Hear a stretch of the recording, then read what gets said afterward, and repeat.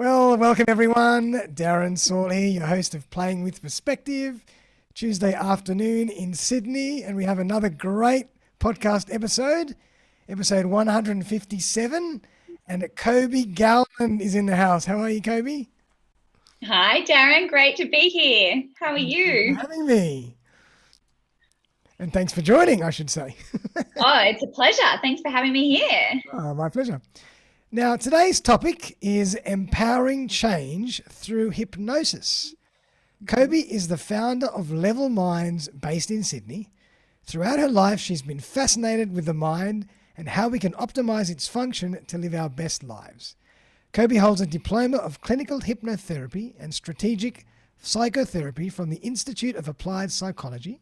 She's a member of the Australian Hypnotherapy Association, Australia's largest independent national registration and industry body representing and promoting the Australian hypnotherapy sector's interests, committed to achieving better options for all Australians. Kobe's passion for helping people achieve their goals and realize their full potential is why high-performing individuals seek out her expertise. So welcome, Kobe. Thanks, Darren. So hypnotherapy. It's always a fascinating topic, and when I was growing up, I always thought, hypnotherapy was when, you go to the session and you're on the chair, and the hypnotherapist does something, puts a little, hourglass in front of you and tries to put you to sleep, and you end up revealing all your deep, dark secrets. But it's probably not exactly like that anymore, is it? No, it's not exactly like that. That's specifically not what I do, but I can explain a bit more in detail later. Yeah, but tell us a But bit that's a about. really common, thought around hypnotherapy or hypnosis. Absolutely. I know there's different levels of hypnotherapy, and maybe there's even a place for that, but let's get into that a bit later on. But I'd love to kind of hear your story and maybe just let us know how you ended up doing what you do and why you love it so much. Well, that's a great start. So I am a mum of three now. I have always, I guess, loved connecting with people, and over time created a lovely network of people in my life. I grew up in Sydney. I've got a few sisters, there were two sisters, there's three of us, Nice. and very close family. So I'm very, very supported by my beautiful family. I'm very lucky. And I guess I've had like a really different background. I never did anything like this before. I'm a jewelry designer by trade, so I used to help people design engagement rings and fine Wow. jewelry and things like that. So that's my background. So that, yeah, it's kind of life's taken me on a very interesting journey, and I think particularly after I had my third child, I started to think, okay, what am I going to do to kind of get set up, get back into the workforce again, and really, I started a different business. I've got another health and wellness business which I still run. It's online with skincare and makeup and nutrition products. What I've found with that business, which is with Arbonne, it's just been an amazing journey with that business. One, of self-discovery, of trying to figure out how to run a business myself, but two, very much about personal development. So although it's a product-based business, it's really about building yourself to be your best self. So I went on this incredible journey of reading books and personal development and lots of coaching and training, and one particular area that just has really piqued my interest, and truth be told, I've always been interested in philosophy and psychology, and one particular area that's really piqued my interest is habit forming and habits, Mm-hmm. and the mind, and it just really astounds me how powerful the human mind is. It's kind of like the most incredible thing in the known universe, and it's constantly changing and growing. And with all of this neuroscience research today, we know that we can constantly create new neural pathways, and we have what's called neuroplasticity. So for me, that's been just an amazing revelation, that we can constantly learn, grow, and change. And from there, I just deep dived, and I decided to get a formal qualification in hypnotherapy, and help people make tweaks and changes to areas of their lives where they felt like they were having an issue that they couldn't resolve. So yeah, now this is what I do, and I run an online clinic, and very dedicated to helping my clients achieve change. Right. And so is it only online? Purely an online course? I do online, and actually I did an in-person session today. So in person I do at various locations around the city. And yeah, if someone is in a particular area, I can find a space there. Otherwise, I'm online. So Nice. yeah. I mean, it is fascinating. I mean, you mentioned personal development. I think, when you're running a business of any kind, it's so much about personal development and professional development forever. It just never stops. And I think the pace of the world today, and it just seems to be getting faster and faster, and there's more information and it's more noisy. And I think we have to be so aware of our mental pathways and our neural pathways in a way. So I think this field is so important, and it just continues to get more and more important because it's kind of exposing us in a way. The pace of the world is exposing us, whereas before it was a little slower, and we weren't stretched and pressured maybe as much to do these a lot of things we do. So I think it's a really fascinating area. So not surprised that you've kind of gravitated towards that through your journey. Yeah. And look, you make a really great point there. And I think over time we create these habits, and when things do go fast, we just stick with what we know. And sometimes those things don't serve us. So it's kind of to integrate that into life and really acknowledge the fact that sometimes we're in things that aren't working for us. It's really interesting. So true. And I've spoken to a few different people that have done a lot of work around hypnotherapy and NLP and other coaches. And the one thing that they always talk about that fascinates me is the neuroplasticity, and the fact that we can create new neural pathways. I suppose the longer they've been entrenched in us, the harder it is to change the pattern, but it can be done, can't it? Yeah. Oh, absolutely. Yeah. And in a short period of time too. So it's quite amazing. Okay, awesome. So let us talk to us a bit about, what exactly is hypnotherapy? How many different areas within it are there? What is it good for? It's not just, in the surgery with the little putting you to sleep and who knows what else comes out. Well, why don't I start with what hypnotherapy isn't? Right. Today, we're in very modern times, and while a lot of people might have seen the man holding something trying to make you fall asleep, or perhaps a person on stage saying quack like a duck or do something outrageous, look, they're old forms of hypnosis. Hypnotherapy and hypnosis has been around for a very, very long time, but no, that stage type of hypnosis, one, it's called a traditional form of hypnosis, but no, that's not how we operate in a therapy space.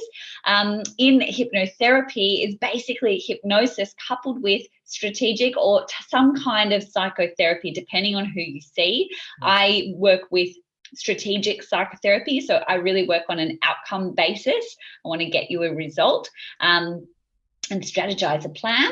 So with what we do is essentially we take whatever pattern you're running, and we talk in pattern and process, because really we are, as humans, a process and a pattern that we run. So we take that anxiety or whatever issue you're presenting with, and I see clients across various different areas like anxiety, chronic pain, addiction like quitting smoking, or healthy eating, that kind of environment, and also depression, trauma, PTSD. There's lots of things that hypnotherapy can work for. The one main thing is that we look at the pattern that you're running in the space that you're having an issue. So we run patterns across our whole life, and like you talked about before, we have got neural pathways. So we might be doing a particular habit or a particular pattern over a period of time, and it just becomes ingrained. It becomes really, really comfortable.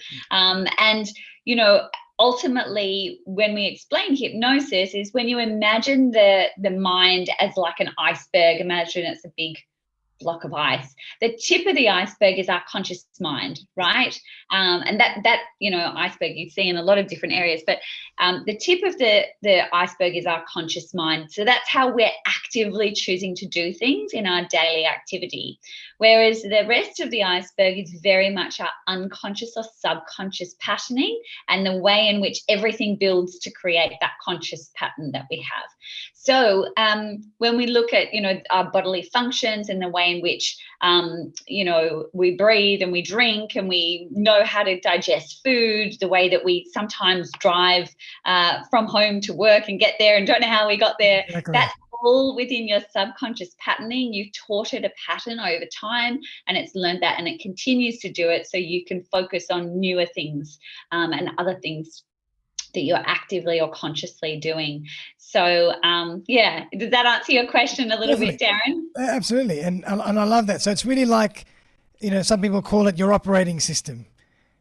100%. And some people say it's like we're running on the operating system from the old Apple IIc or the Windows PC, God knows how many generations ago, and it hasn't been updated. Yeah. So you need to just do those software updates, and that's kind of what we work on. And so you kind of find ways to update those software and update those patterns and change those patterns, but quite quickly. Yeah.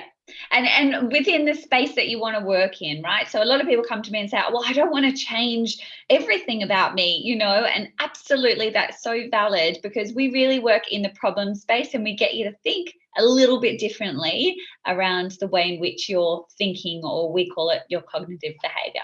Gotcha. And so what is hypnosis not good for? Or hypnotherapy? Well, hypnosis is maybe not good for anyone with serious mental illness. So let's say bipolar, schizophrenia. Hypnosis can be done with you in that environment, but very much so with a psychiatrist. But really, apart from that, it can be used in lots of different ways. We work with children and with adults of all different ages. So it's not a scary thing. It's very much just a state in which that you go in. It's kind of, I explain it a little bit like that meditative state. So if you've ever meditated before and just had that calm inward focus, that's the state that we're going into. So you're alert, you're not fast asleep that you can't actually wake up.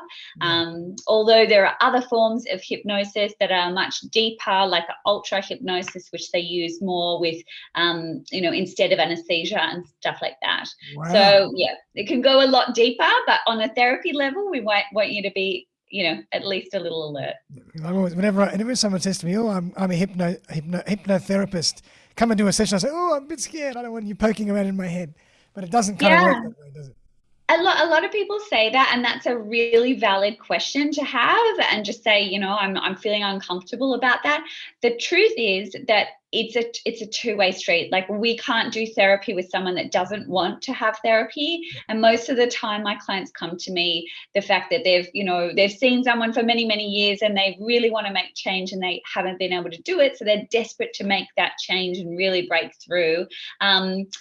So it's a partnership. Therapy is certainly a partnership. I can't make you do anything, and truly with modern hypnosis, we offer suggestions. So we might get you to think a little differently about that one particular topic or the way in which you're going about it, and perhaps give you a different perspective on how you could look at that differently. Okay, so in other words, even a session could be just a vehicle or a discovery session in a way, to help expose to the patient or to the person undergoing the therapy an area that they might not have thought of, and they might think, oh, that's an area that I can pursue now, or that's something that I can change. It's almost like an awakening. It's an awakening. So it's really empowering for the client, because they kind of learn a little bit about why they are running a particular pattern of behavior, or why they are reacting to certain things in certain ways. So it's actually very empowering to educate the client. And a lot of what I do is psychoeducation in understanding how they do that. Like, how do we do this in this space? I'm less concerned of why you are the way you are because of your past history. There's some therapists that will go through that whole past history and deep dive into that. I need to know a little bit, but more focused on where you are right now, what that pattern is, what's not serving you, and where we could interrupt that pattern and make a change. Nice. Can you actually do hypnotherapy on yourself? Yes, you can do a self-hypnosis. I have found it more powerful when I have someone else kind of guiding me, that I'm not becoming a little bit too conscious there. So yeah, I do. I find I get a lot out of meditation personally, and then I prefer someone else to hypnotize me if that's where I'm going. Yeah. So do you meditate every day? Not every day. I should be better at that, but I do. Definitely, meditation is in my life, and I'd like it to be more frequent. I should definitely work on that habit. Okay. I've started many meditation and mindfulness courses, and I know I did it for a little while, and I just didn't continue. So that's my bad. I've got to become more disciplined.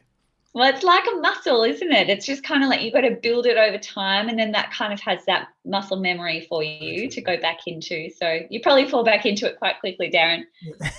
You never know.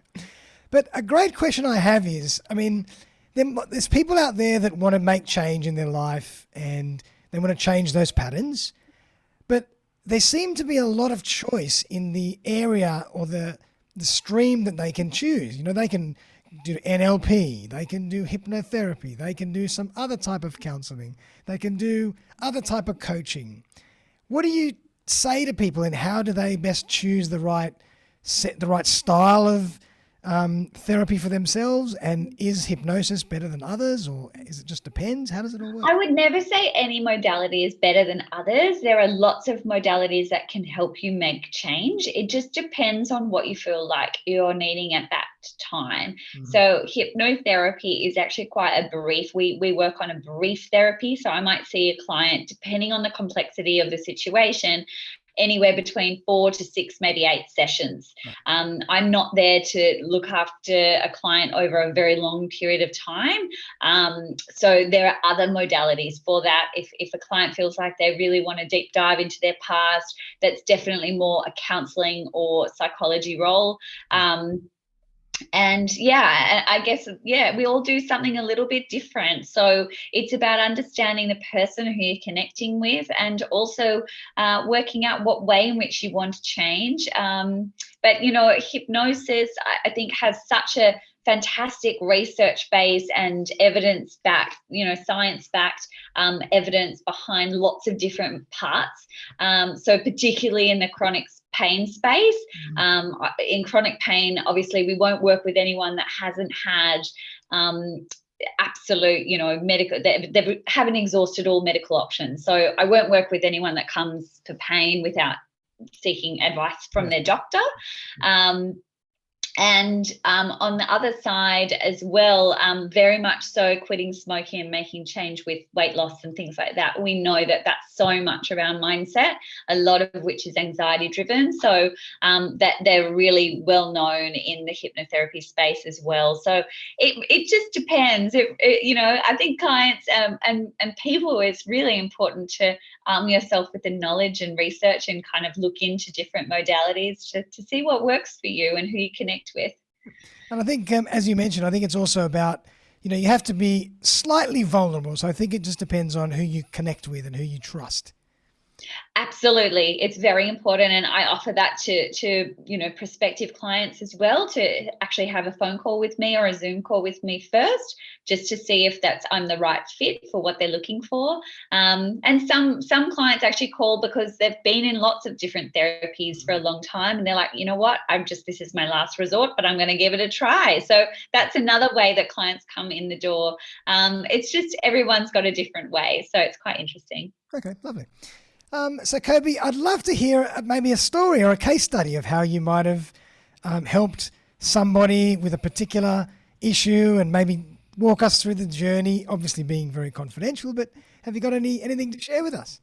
Well, yeah. I mean, I had a client recently that came in that were working with performance anxiety. So very much about presenting in front of large groups was an issue, and even smaller groups, but, in a different way. It was more about the people that were in fact in the room. So that's also something that's so important. It's like really understanding in a social setting or in an area of your life where you really want to make change.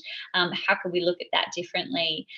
So that's one of the clients that I've worked with recently, and another one was quit smoking. So that was over 6 sessions. I've been smoking for 20 years, and we've cut down, and then we've kind of completely let go of it. So that lots of different ways that we can work with clients, and what what the results might be. And of course, results vary for everyone, and you have to say that to be certain.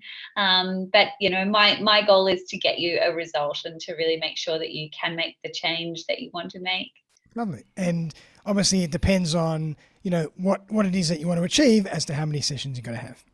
Yeah, exactly. So like I said before, typically it's between like 4 to 6 sessions, but if there's more complex things happening and maybe a few other things that you'd like to work on too, if it's not just one, but maybe a few, then maybe we extend to a few more sessions. So I kind of do a 6-week program offer, and then we can work from there.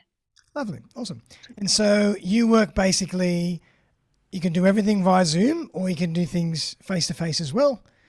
Yeah. And what I find actually with Zoom, it's really quite interesting. As long as I can see the client from the torso up in Zoom, like that I can actually visibly see that they're breathing and everything, then it's absolutely fine. And it's actually worked quite well. A few of my clients have said, wow, like I'm at home, I'm so comfortable, and you're just there guiding me. So it's quite interesting, actually. I think that there's one more layer already removed by doing an online therapy, interestingly enough. So they're not coming into the practice, but also obviously in person, there's a great energy exchange. So that works really well too. So, I mean, who would have thought that we'd be doing, this kind of therapy through Zoom? Yeah. Who would have thought? It's fascinating. And in a way, it's kind of a contradiction because, at the same time you are removing that anxiety of going anywhere, so you're more comfortable in your own home. But you're also, at the same time, you're through a screen. So it's like an interesting paradox. It's an interesting paradox. And look, I mean, I do the interview up front. So we really sit down and we, the first session's usually around an hour and a half, and we do a proper talk through, and I work out where your problems lie and what we can do about it.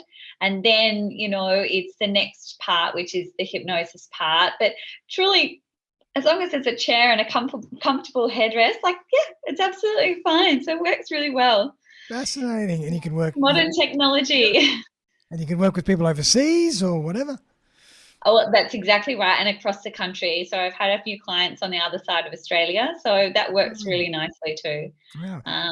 Yeah. Did you find that last year was quite intense in terms of therapy?